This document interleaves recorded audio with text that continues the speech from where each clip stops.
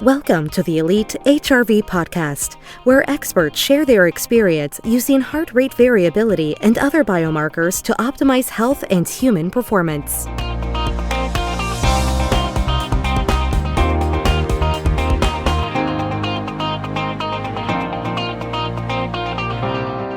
Welcome back to the Elite HRV podcast. This is your host, Jason Moore, and co-hosting today with me is Jeff Fry. Jeff, thanks for co-hosting.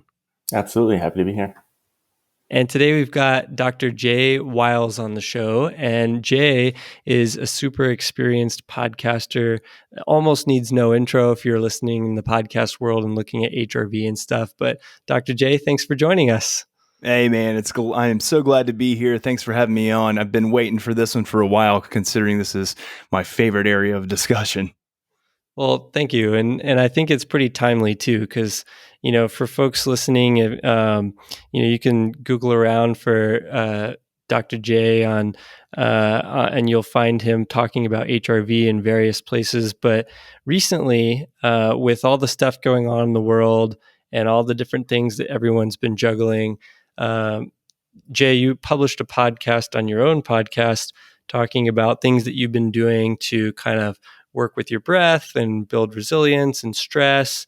And that all kind of came out of your own personal journey in combination with what you do as a clinical health psychologist and a health coach, working with clients, everything from elite athletes to, kind of everyday people looking to improve themselves or perform better in life. Is that kind of accurate about what you've been up to lately? Yeah. It kind of shifts and, transforms into new things, I feel like every single week. But I think, there's kind of like this basic platform that I run on, which is really learning how to become more stress resilient, learning how to teach the nervous system. And I do use that word teach very purposefully, or train the nervous system is another good word, just to become more resilient to stress. And, during this time, and when we speak of time, obviously we're talking about COVID-19. And kind of the physical separation from everybody, but also too, just kind of the high likelihood, to be honest, of pretty much, the listeners on here or myself or you guys catching this thing prior to any type of vaccine. There was a lot of consideration for, okay, so how do I strengthen my immune system?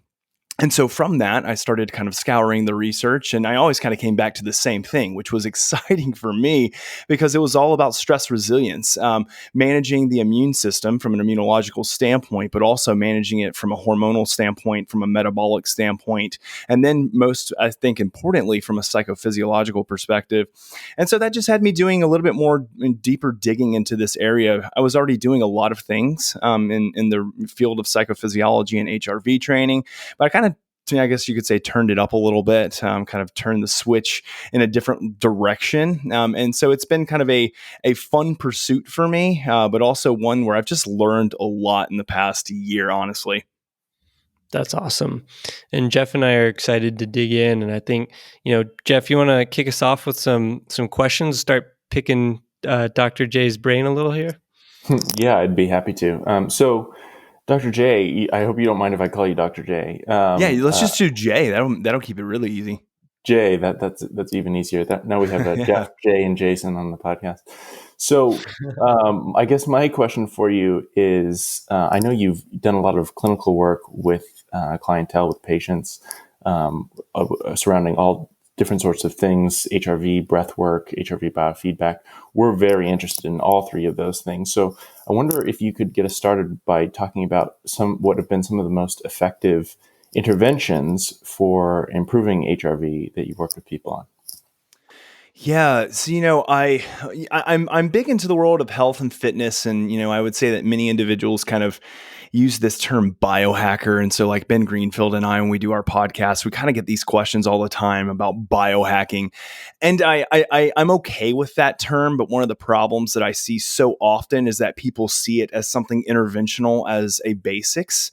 And what I mean by that, or foundation, what I mean by that is basically that these individuals are looking to integrate kind of these biohacks, technology, kind of like these more new wave things in order to increase stress resilience and to modifying their psychophysiology.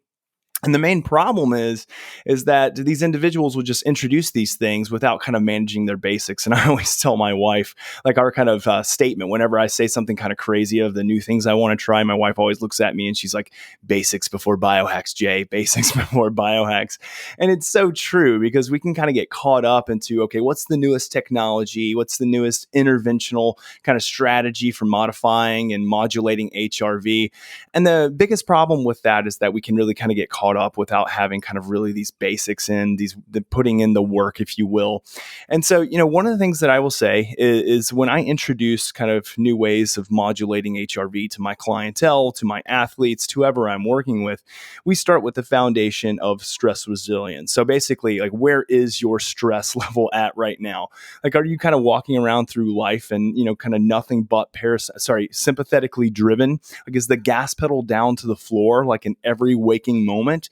If that's the case, if we introduce, some of these biohacks, let's say, we do, like cryotherapy, we do something like an Apollo band or New Calm or, one of these technologies, it's just not going to work well for you. So let's go to the basics. So what are the basics? The basics are learning 3 different components: how to modulate biomechanics of breathing. So how do we breathe properly from a physiological perspective?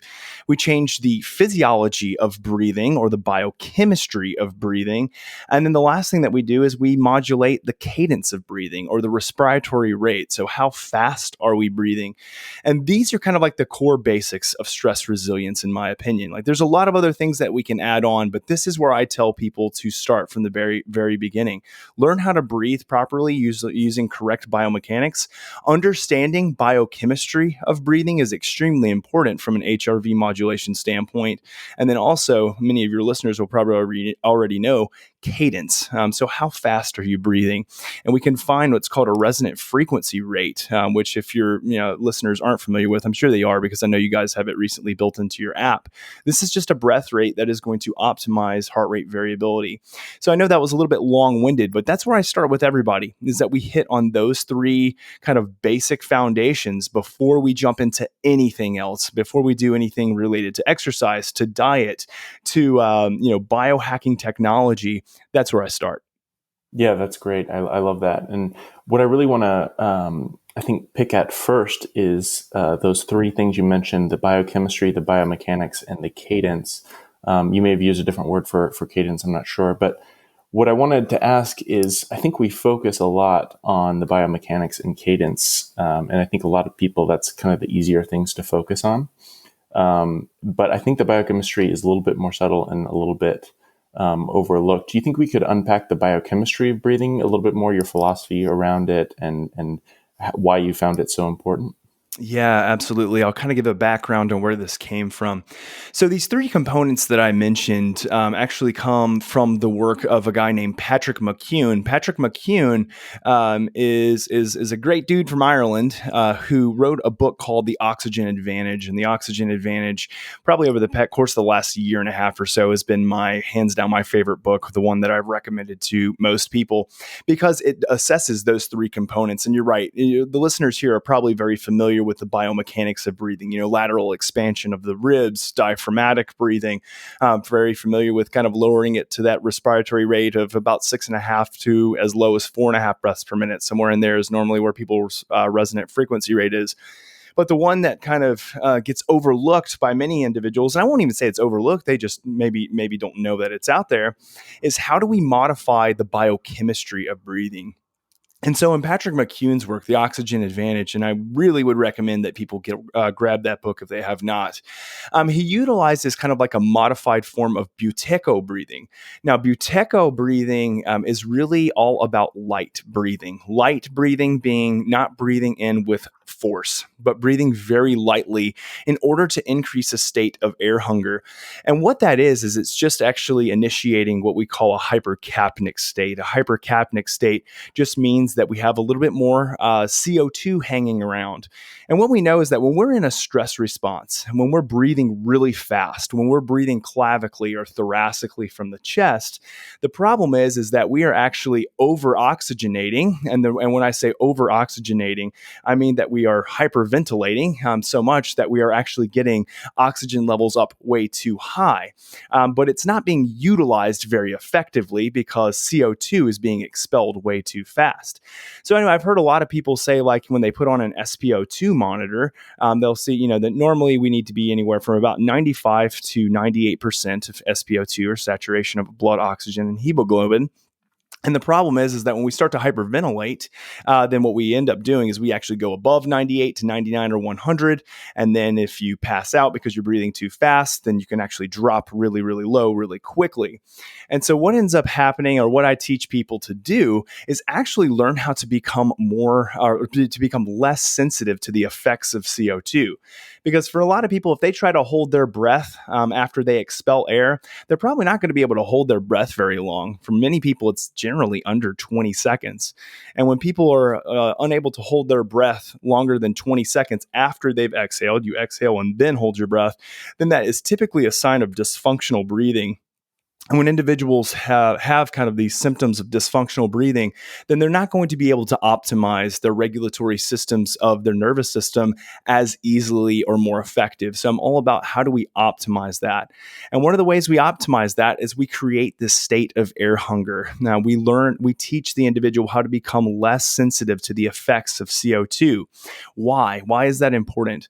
Well, CO2 is kind of deemed to be this waste product. It was just something that we expel. It enters into the air, and then it kind of, nature does with CO2, with what nature does, which is great, and that's kind of partially correct, but it's not the full story.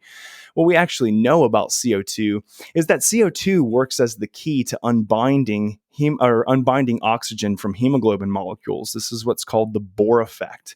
And if CO2 is not utilized effectively, if there's not enough there for it, then oxygen isn't able to unbind from hemoglobin molecules to be utilized within the intracellular fluid or within our muscular cells. And so therefore we just have ineffective oxygenation. Because oxygen obviously is important, but in order to utilize oxygen more effectively, we need CO2. So this is why I teach people to create much more sense of an air hunger through light breathing. So very light breathing. And one of the examples that I use is breathing through the nostrils. And this is, I use it, but I got this from Patrick, I should say, disclaimer, is breathing through the nostrils so lightly as if you were to not move the nostril hairs inside of the nose. And when you start to do that at first, it's fairly uncomfortable. It's because, and the reason it's uncomfortable is because we're very sensitive to the effects of CO2 before we start practicing this. And a lot of people, if they're watching their heart rate variability, via a chest strap, or if they have some other device that they're using, they'll see their heart rate variability start to plummet. I mean, it will plummet way down. So if you start off at, like, let's say an RMSSD of 50, I've seen people plummet down to into their 20s. And they get nervous about that because they think, oh my goodness, what's going on? But actually what's end up happening is that you becoming having this air hunger, becoming more or less sensitive to CO2, which is much more of a longer term thing. That process in and of itself is a pretty heavy stressor on the body. The body essentially thinks you're drowning. Your head's being held underneath water. So your sympathetic nervous system is going to kick into high gear, and you're going to see heart rate variability go down. However, what people tend to notice, the more and more they practice this, the less and less they become sensitive to CO2, the longer they're able to hold their breath, actually, they see heart rate variability start to skyrocket, start to go way up. And the reason is because they're able to utilize oxygen much more effectively, and they're becoming a lot more resilient to the stressor that is holding their breath or having that state of air hunger. So this is why biochemistry is so incredibly important. It's because if we learn how to breathe properly in order to affect change in biochemistry, then we're going to affect change in our psychophysiology. And again, this, I always tell people, be careful initially, because it's going to feel a little bit uncomfortable, and you're going to see numbers, HRV numbers, transiently drop. But then the more and more you try this, the more and more you'll build resilience, and you'll see those numbers start to go way up. That's awesome. And, that does sound so counterintuitive to what you might think. And, a lot of what you said, basically being like, light breathing seems like something that is counterintuitive when people are often kind of thinking, oh, I should be doing like more forceful breathing in a sense. When you say take a deep breath, people are often thinking, I want to make an audible noise almost when you take that Exactly. deep breath. And there's places for that as well, I'm sure. Or I'd be curious of your opinion on that. But real quick though, from a practical perspective, when people start practicing this, forgive me if you already mentioned this, but how quickly should people usually expect to feel some type of progress? And I think one thing, just prefacing that, is that I really appreciate you kind of mentioning that, this isn't something you're just going to say, oh, okay, yeah, and I'm just going to become, hypercapnic right now and just go all out and experience some results. It does sound like it takes some practice. How long do people typically practice before they start to see or feel some results?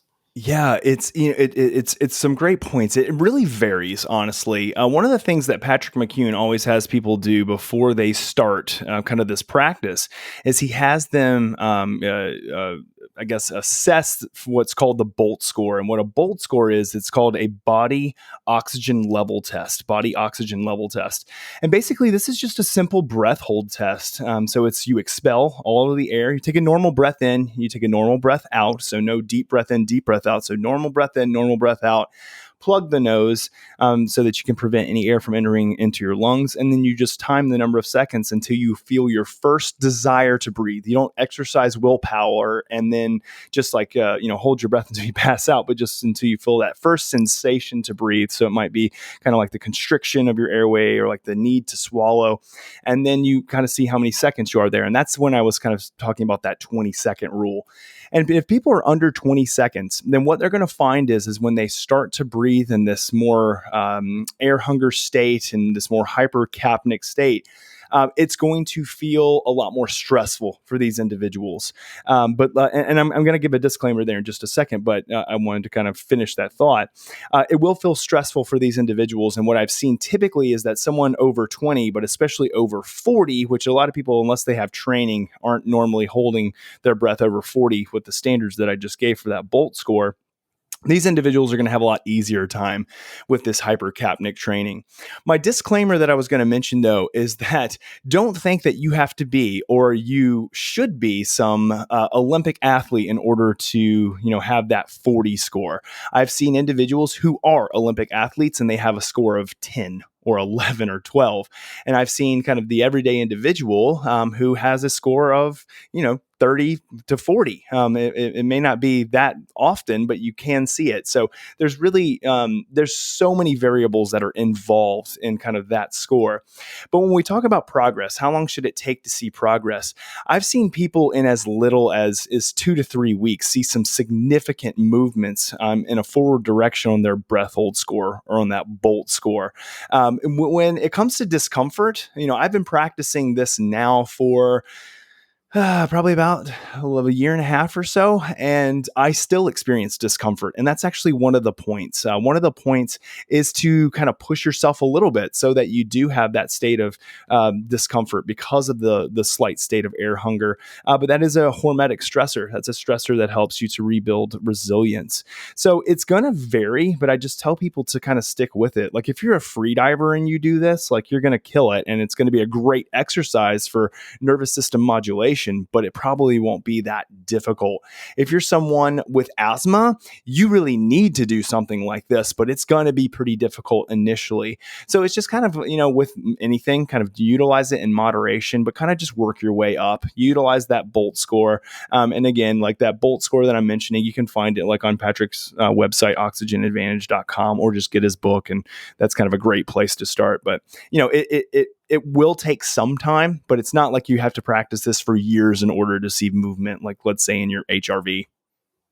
And when you're looking for movement in that HRV, is it primarily in the moment or like live or post, or as you see kind of some trending that occurs over time that you're specifically looking for?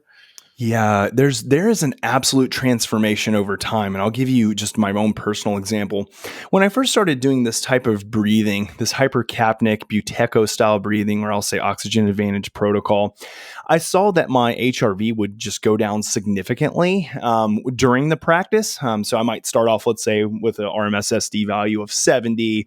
And then let's say if my LF was in the 2000s, my HF was like, let's say in 1,000, 1,500, I would see it go way down. All of those numbers drop down. My VLF go up.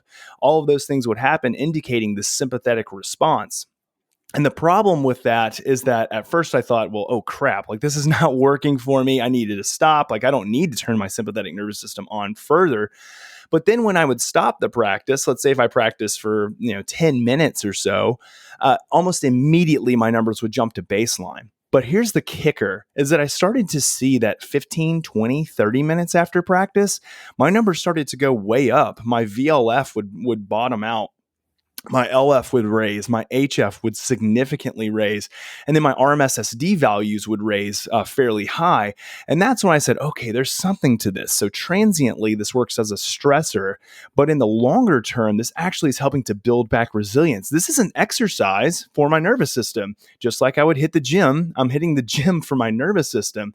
And then what I notice now, so that's when I started initially, what I notice now is actually really cool, is that it takes a lot more for me to have a state of air hunger. I mean, I have to kind of work at it a little bit harder, which is not a bad thing. That's a really good thing, but it's almost immediately raising of my HRV. So my body is so conditioned and used to this style of breathing that when I start lightweight breathing and I work again on the biomechanics of breathing, biochemistry of breathing, and I slow it down to my resonant frequency rate, my HRV will skyrocket within a matter of 30 to 45 seconds. So it is something that build resiliency in the long term, but do expect that transiently when you first start for there to be kind of some oddities that looks like you're in this sympathetic drive because you are initially, but then you build back to have a much more stronger resilient parasympathetic modulation on the back end. So I've seen it evolve, but evolve in a really good way. That's awesome. And you said that primarily this is a type of practice that you would recommend for people who are typically more sympathetic driven, who have a little bit more of that kind of natural I guess if you kind of relate it to like layman terms, would be like either a type A personality who kind of likes to have like tight control over their situation at all times, kind of has a little bit of a higher baseline level of stress, or like somebody who's kind of under a lot of pressure, whether that's from their job or life or relationships or that type of stuff, or maybe even somebody who is experiencing some type of like elevated inflammation in the body from, past choices for diet or nutrition, or even all of these kind of stress related things that we're talking about. Is it kind of equally applicable to all these different things, or is there certain people or certain things that you kind of look for where this really hits the nail on the head, so to speak?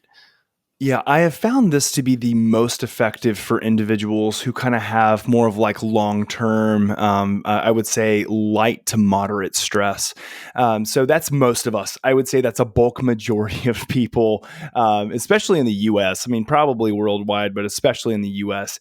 One of the things that I will mention, and it's something that I've seen, Patrick has seen as well, is that when we are talking about somebody with a significantly high level of anxiety, so let's say they have an anxiety disorder, especially things like PTSD or any trauma-based anxiety, then I am very cautious with two things. One, creating too much of a state of hypercapnia or air hunger, and then the number two thing would be breath holding. The reason being is because we have seen with individuals who have significant anxiety, again, like someone with PTSD, diagnosed with PTSD, we can utilize a protocol like this, but we need it modified because we do not want to initiate a state of panic, a higher level state of anxiety. That's something that can kind of backfire on us. So we'll modify it for those individuals so that we're not breath holding as long and so that we're not creating a long state of air hunger and hypercapnia. But otherwise, this is a good general practice for most individuals.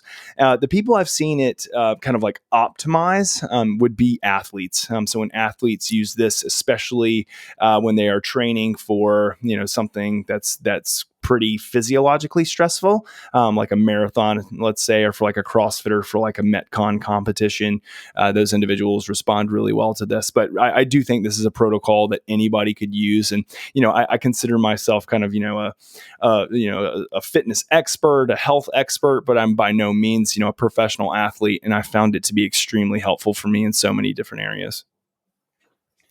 That's great, awesome. Jay.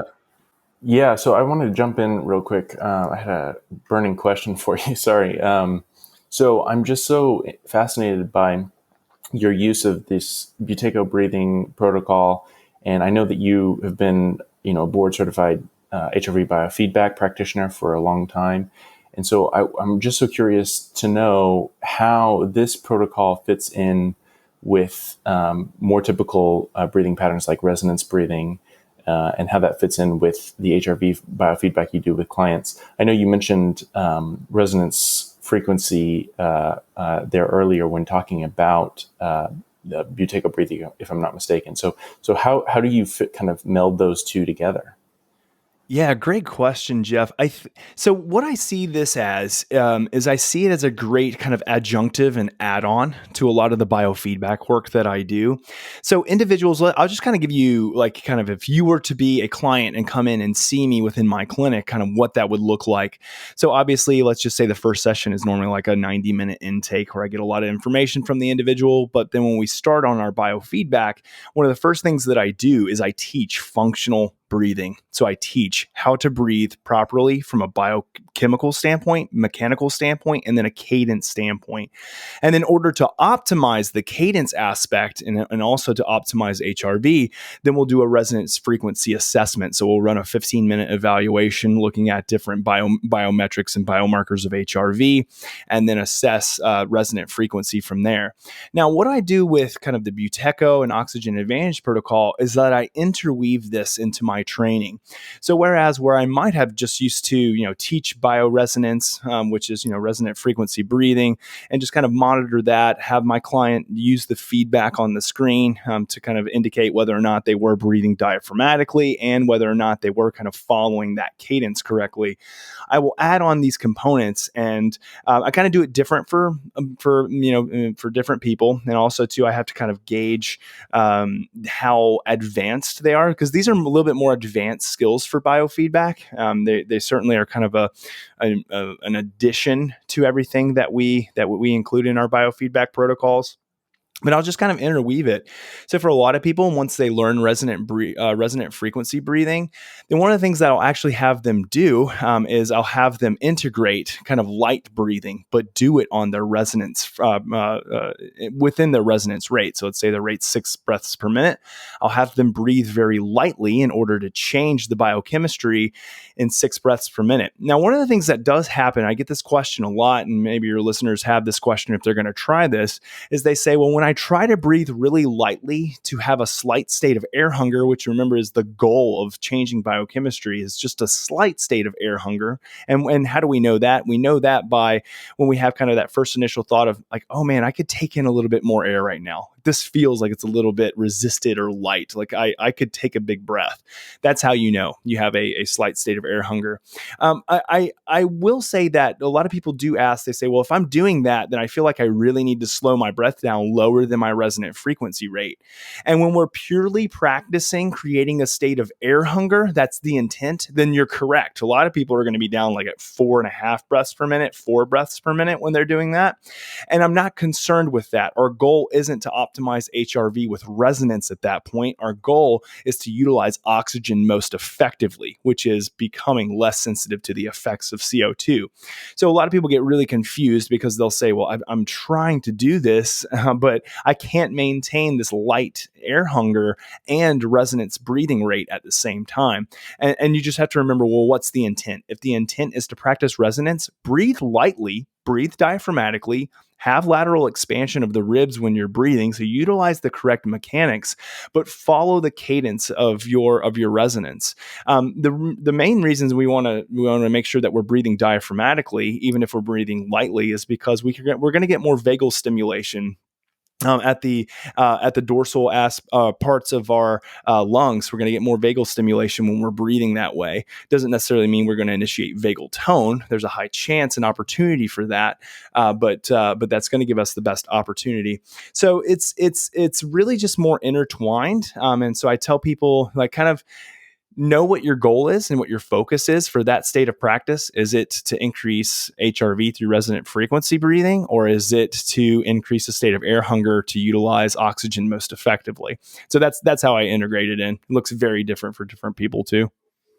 Oh, that's really fascinating. So in a way, you're sort of, if what I'm hearing is correct, you're sort of taking what you've learned from Patrick McEwen's Oxygen Advantage and applying that to a certain degree to resonance breathing and more traditional HRV biofeedback, but yet you're not applying it so much so that it kind of overtakes those principles of resonance breathing, and instead you're in some cases just sort of setting that aside to do as a separate practice in addition to the HRV biofeedback paired with resonance frequency breathing. Is that what I'm hearing? Yeah, that's a good summary. So a lot of it is definitely like an add-on or an adjunctive, something that we can include. One of the great things that I had happen in this past year, so Dr. Paul Lehrer, who really coined the term resonant frequency, he came out with a paper, I think it was maybe in August or so of last year. And one of the things that he had always kind of said, and like the Institute of Heart Math had always said, is that, in order to get kind of true coherence and resonance, we need to have this one-to-one phase relationship between our respiratory rate, or what we call respiratory sinus arrhythmia, and heart rate. So that needed to be kind of like in one-to-one phase in order for us to have an appropriate resonant frequency. Well, in a new research study, he found that actually wasn't necessarily true. A lot of individuals don't have that one-to-one phase of resonance breathing in order to optimize HRV.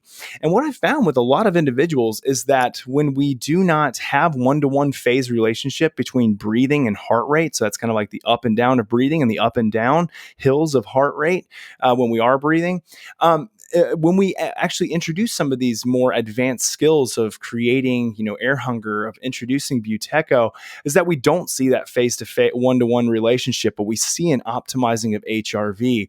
And so I kind of like combine three different things all into one.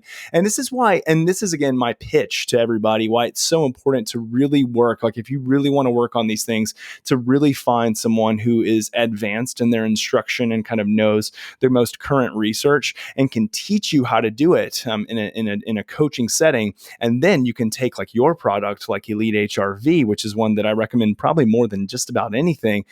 You can teach individuals kind of what to look for now when they're training on these devices, what you should and shouldn't be doing, what you should and shouldn't be seeing on the Elite HRV app, and then and use that for your home training. And that's, again, it kind of brings me to another point, which is how important home training is. And I don't want to like beat a dead horse, because I know a lot of people talk about the importance of training and practice, but it's so incredibly important. You can't just expect to like do it once a week and then it's just going to be life changing. It might change something, but it might not become habitual or conditioned, which is the whole point and goal here. Yeah, that's great. And I just want to make one finer point on the breathing, and then we can move on to maybe a different subject. But I think it's really important for people to sort of understand how your philosophy has sort of changed on the deep breathing specifically. And it sounds to me as if at one point you were kind of the opinion that in order to do correct deep breathing, you needed to like make it big, and you would hear it. But now it's much more of a light, low, and slow breathing that you're using when practicing either Buteco breathing or resonance frequency breathing. Is that right? I just want to make sure our listeners get that right. It has significantly evolved. So when I did my first biofeedback training, which now I guess would be, I'm looking at my calendar, and it's 2021, and that was over a decade ago, which is crazy to me. So when I was first introduced to biofeedback over a decade ago, my trainer who I was there, and again, this wasn't because they were training me incorrectly at the time. They thought this was correct, and unfortunately, this is still kind of passed down. I've still seen this in trainings, and I'm going to actually do it so the listeners can hear. Basically, when we trained and we were following pacers, we were breathing with I would say fairly correct biomechanics, but the biochemistry was off because we were breathing like this.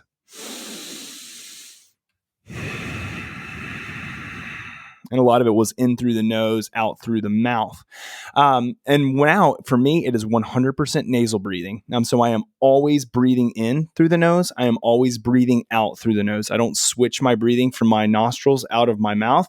I'm not saying that's not necessarily a bad thing, but if you read a lot of Patrick McKeown's work, James Nestor's work, and you look at the science and physiology of nasal breathing, if we want much more of a vasodilative response, which is a widening of the blood vessels, very much more common when we see a parasympathetic response, we see the dilation of blood vessels for more oxygen delivery, then we need to breathe through our nose because it's the largest place for vasodilatory receptors are within our nasal pathways. So I breathe in and out through the nose. That's one major evolution and change, is nasal breathing only. I even have a lot of my patients and myself, we mouth tape.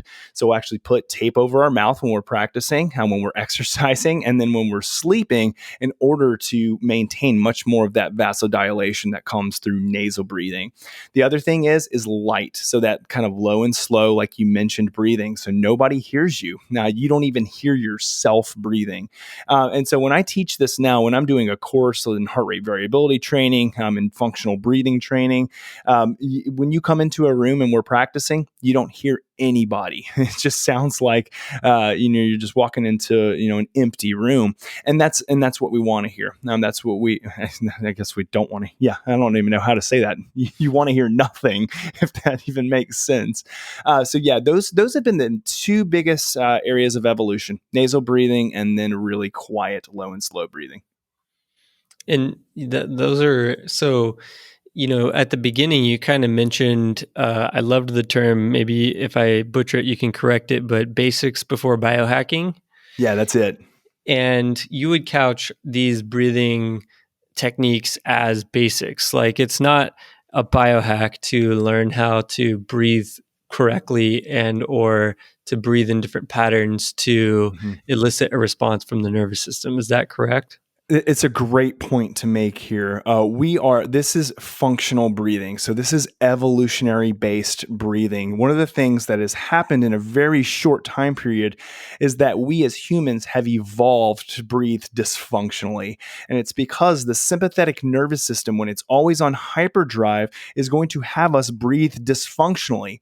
During the moment when the mountain lion is chasing you and you need your nervous system to be sympathetically driven, you need to breathe thoracically from your chest, because you're going to want to take in as much oxygen as you can in order to get away. You need your heart rate to speed up. Heart rate variability is going to go low. Like, these are things that we need to have happen because they are protective. The problem, though, is that this is something that we see get turned on by almost every individual out there, and it's never turned off. And so the dysfunctional breathing just stays there, and we're breathing in a very improper way. Whereas if you look at the biochemistry and biomechanics, and also, I won't say cadence because that doesn't qualify for babies, but if you look at the biochemistry and biomechanics of a baby breathing, that's what we're going for. We just need to change the cadence because babies breathe way too fast compared to what we're going to breathe. But we want to breathe like them. We want the belly to go out. We want lateral expansion of the ribs. And then also, too, if you look at the biochemistry of a baby, they've actually done studies on this. What we actually see happen, babies who are not very stressed other than when they have to use the bathroom or when, somebody steps on them. Hopefully nobody's stepping on them. I'm thinking about my son. I have a 3-year-old son who loves to step on our 9-month-old, and he gets pretty upset then. But when you look at the biochemistry of these babies, what actually is happening is that they are a lot more tolerant to the effects of CO2 as we are. But over time, when we have this kind of constant sympathetic state, this high stress state, high cortisol state that's impacting us, high adrenaline state as well, then we lose kind of this sensitivity that we have to CO2 because we're breathing way too damn fast. That's just the problem that ends up happening. So yeah, basics before biohacks, and this is as basic as it gets. This is functional breathing. And functional breathing just meaning that it serves the function of the body in a way that it should. That's awesome. And what were some of the other, breathing is something hopefully everyone does every day and, everyone has access to. What are some other things that you use to kind of move the needle, whether they be basics or biohacks? I guess you could always just like caveat which one it is. But, what else are you doing these days to kind of complement all of this breathing? Yeah, that's a great question. So I have like a pyramid system. And when I say a pyramid system, I just mean that, the foundation, the bottom of the pyramid, the largest part that kind of, sets the tone for everything else will be these types of functional breathing patterns. So I dial down the biochemistry, biomechanics, and cadence of breathing. Then from that, I can build on my other more foundational areas, which would be things like exercise and nutrition. So when I say exercise and nutrition, these are very bio-individual. And it's actually one of the things that I have a lot of my clientele doing and utilizing things like HRV in order to inform training, especially from an exercise perspective. So I have what's called the 40-20 rule, which means that if individuals wake up in the morning and they check their HRV and they look at their morning readiness score on your app, and they see that from their baseline, their RMSSD values are 20% below their normal baseline, then that's kind of a little bit of a red flag to say, okay, might I have been overreaching the previous day and not fully recovered? Maybe I should go a little bit lighter today, kind of subjectively check in. And then if they find that they're 40% below their normal baseline, then that's an off day. That's a relaxation day. That's a day that they're not going to go and do a Metcon. Now, if they're well above their normal baseline, then I'm saying, okay, go push it. Your nervous system is revved up and ready for it. Like, I don't want you to get injured. But if it's way low, that's the way to prevent injury, is to utilize HRV from that perspective. So that's one thing, is exercise. And there's so much great research out there on kind of the particular, means of exercising, what to do and what not to do. I haven't seen really anything that competes with high intensity interval training. That's really kind of the top of my list for enhancing an HRV response. So what you'll see with that style of training, obviously, is that people's HRV will crash when they do a HIIT workout or high intensity interval training. And it crashes transiently. And a lot of people are in sympathetic drive. You will be in sympathetic drive when you are doing that type of workout. But then that is the one that builds resiliency the most from a literature standpoint, from a research standpoint. So that's kind of the exercise is one thing. Nutrition, dialing that in, which is very bio-individual. I've seen people thrive on, something that's more of like a Paleolithic diet, like a ketogenic diet or carnivore diet even. Like, it's just really bio-individual. So I just say to utilize your biometrics and numbers in order to kind of inform yourself. And then there's a lot of other things that are more of kind of like your, I guess you could say, intangibles that I think are extremely important. Things like relationships, kind of our social relationships, our spiritual relationships, the practice of gratitude and mindfulness. I think all of those are equally as important and a part of the foundation of kind of helping us to build resiliency in the nervous system to kind of mend some of those wounds. I think that's another valuable aspect that I put in, is daily gratitude practices, mindfulness practices, and not even necessarily just like meditation practices for mindfulness, but just being mindful throughout the day, being cognizant and aware of who you are around, who you're impacting and who's impacting you, what's impacting you. And then the last thing would be biohacks.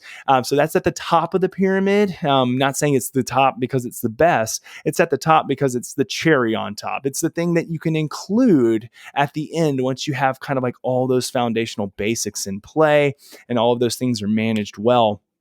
from a biohacking perspective, there's a lot of things out there that I do. And, we probably don't have enough time to go through everything. But, some of the ones that I've seen here recently that I found to be extremely helpful is a product called NuCalm. That's NuCalm, NuCalm. I've been using NuCalm now for probably the past year or so, which is when I first started kind of using their product and kind of watching HRV results. And I'm a scientist, so I'm a skeptic, but I'm also very open-minded. I am willing to be a guinea pig. I'm willing to try like just about anything when it comes to biohacking, as long as it's relatively safe for my body. And I'm very also cognizant and aware of like how my body responds to things. And there are some things that are sent to me, kind of just the nature of my job and kind of being in the health and wellness world and in podcasting, and then with my expertise in heart rate variability, I just get sent stuff all the time in the mail, and I try it out, and if I really like it, then I'll go and promote it and tell people about it. And if I don't, then I won't go out and just smash companies that I don't believe in their product, but I won't go out there and preach things that I don't believe in. NuCalm is one of those ones that I came across, and I was about as skeptical as it gets. I thought, this sounds like a bunch of woo-woo kind of horse malarkey, as we say here in the South. And what it is it's basically utilizing bioresonance through neuroacoustic software. So it sounds kind of like, I guess the thing like binaural beats almost. It's kind of like these musical collections that you use on this app, and then you use a biosignaling disc that goes on your left wrist, which is supposed to result in vagal stimulation through this process of bioresonance. And I was skeptical when I first put it on, but the first day I put it on, I think I was so stressed and tired, I just like fell asleep. And I woke up, and it's supposed to help to kind of recreate sleep in a very short duration. I woke up, and I'm always checking biometrics. So I had my Polar H10 on, I had Elite HRV running in the background. And one of the first things I saw, I tested 5 minutes pre, and then I tested during, and then I tested 5 minutes post. The first time I ever did this device, the NuCalm device, I noticed that my heart rate variability during the session immediately went down, and then halfway up through the session went way up and stayed way up. And then when I tested post, it immediately, not immediately, but it stayed up higher than my pre-baseline. And I said, well, that's interesting. Placebos work, so maybe it's just placebo. And then I kept testing day in and day out, and I would see that my heart rate variability would go up during the session and then would stay up after the session. And then I started just to see this trend over and over and over again. And so I was like, okay, I think I'm bought into this. And I just keep seeing it happen. And a lot of my clientele see it happen. And the great thing about NuCalm is that it was really expensive. It was like $5 or $6 grand. And now they do like a monthly service. So it's like 30 or 40 bucks a month. I can't remember what it is, but it's very reasonably priced for everybody now compared to, $6 grand investment. So that's been probably my major biohack of 2020. We're starting 2021 now. So we'll see what it'll be this year, but NuCalm was a really good one. And then, I try, a bunch of things here and there, but I don't want to drone on too much. I just thought I'd mention kind of some of my pyramid, if you will. No, that's really helpful. I like how you kind of present it as a pyramid, and, personal anecdote on something like NuCalm is really valuable actually, because like you said, when you're kind of just browsing and looking for things, or you're reading on Reddit, or, doing different things as a consumer, you kind of wonder like, what are people actually experiencing when they try out these different products, or, is that something, what should I be looking for, et cetera, et cetera. And, but anyways, so that really helps. And, there's a lot of, like you said, there's a whole rabbit hole now on the internet that you could go down for biohacks, and having that kind of mentality of framing it like a pyramid and basics before biohacks, I think is really helpful. And these things I have found, can kind of kickstart your progress in some ways, and also kind of get you that extra edge when you've kind of addressed some of the basics, but it really doesn't replace the basics. And I think that the good news is, most people are kind of getting that now. And I think that like even the products, who kind of claim you can do this and it'll change, a lot of different things about your physiology or your condition are kind of shying away from this is a silver bullet to solve all of your problems type of language, which is, I think, better for everyone. Yeah, without a doubt. When we get stuck on a singular product, or we get stuck on this one track mindset, then it's very damaging. It's really, really dangerous. And I see it all the time. And, again, my thing is to not bash people, but you see, the food gurus, the nutritionists, they go one way. You see the exercise individuals and fitness individuals go one way, and they kind of sit in that camp and they say, like, kind of, this is the answer, this is the response. And I think that there's responses and answers like within all of these domains. And when we start to get at the foundation root cause of what's going on kind of with our kind of problem set that we're experiencing, then we start to see that there's a lot of things that we can take from all of these camps. We have to integrate them in. And then again, once we get the foundations in order and they do become truly foundational and behavior change has occurred for good, then we can start to introduce more of these like interventional products and biohacks. And what I find is that they are going to augment, they're going to be like kind of the cherry on top, if you will, to all the things that we're doing for ourselves. That's huge. And I think, I think we've done a good job kind of bookending this conversation. A lot of times, honestly, I'll take credit for this. I can kind of end up leading the conversation in 100 different directions. But I think that, like, before we dig into another area, which I know that we could tackle a bunch of different things, this is a good place to kind of bookend this conversation. And we've already almost killed an hour, which has kind of flown by. So, right, absolutely. That's awesome. And Jay, but before we kind of wrap up too, I want to, at the beginning, we talked about your practice and different things that you kind of do. Where can people like digest more info from you and get more info about what you do and your practice? Yeah, so I've got a couple websites that people might be interested in. So my practice, which is located in Greenville, South Carolina, but due to the nature of how I set the practice up alongside with where we are kind of in today's day and age, a lot of things I do virtually. And so I do a lot of heart rate variability coaching, a lot of training on functional breathing, kind of all the things that we've discussed here, I do with my practice, which is Thrive Wellness and Performance. And the website for that is www.thrive-wellness.com. That's thrive-wellness.com. A lot of the other places that you can find me. So my personalized website is drjwiles.com. And then on Instagram, I'm at drjwiles. I post a lot of things on heart rate variability there, a lot of things on biohacking heart rate variability. Kind of we get into the weeds there on my Instagram account. And then also podcasting. So I do co-host the Ben Greenfield Fitness Podcast. So if you have any questions about heart rate variability or biohacking heart rate variability or any of the things that I talked about here, anybody can submit that to Ben Greenfield Fitness. So just go to bgffitness.com or bengreenfieldfitness.com.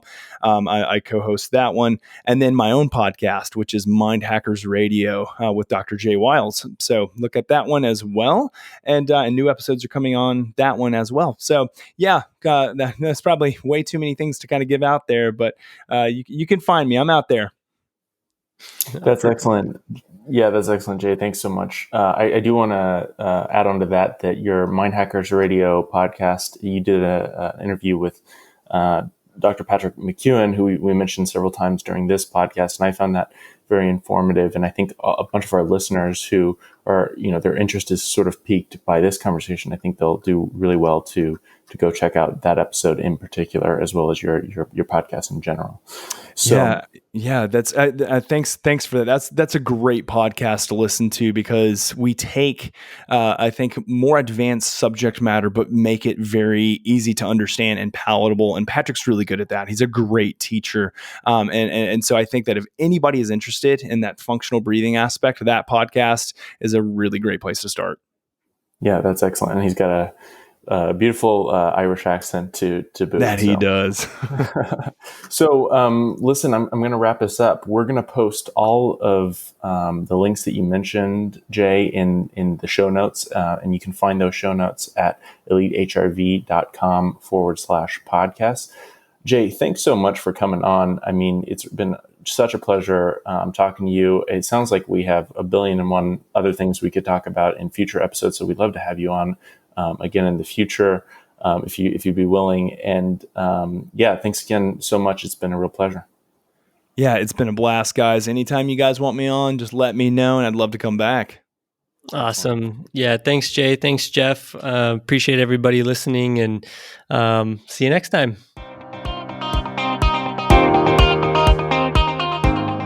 The Elite Academy now offers in-depth online courses on multiple subjects. So if you're enjoying the content of this podcast, but you're looking for a more structured and logical progression looking at the science and application of these subjects, check out the Elite Academy at elitehrv.com/academy.